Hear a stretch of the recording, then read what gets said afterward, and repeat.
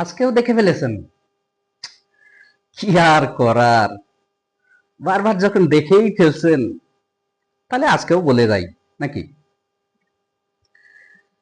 আমি কিছু গাছ কেনার জন্য নার্সারিতে গেলাম, গিয়ে আমি অবাক হয়ে গেলাম।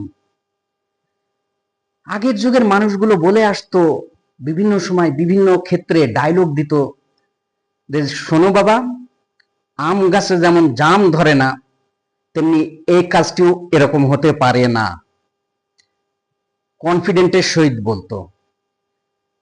আমি নার্সারিতে গিয়ে দেখলাম একটা আম গাছে কলম করেছে, একদিকে জাম একদিকে আম। কেমনটা লাগে, আগের মানুষের কথাগুলো কেমন মিথ্যা হয়ে যাচ্ছে। বর্তমান প্রজন্মে এরকমই হচ্ছে, কেমনটা লাগে।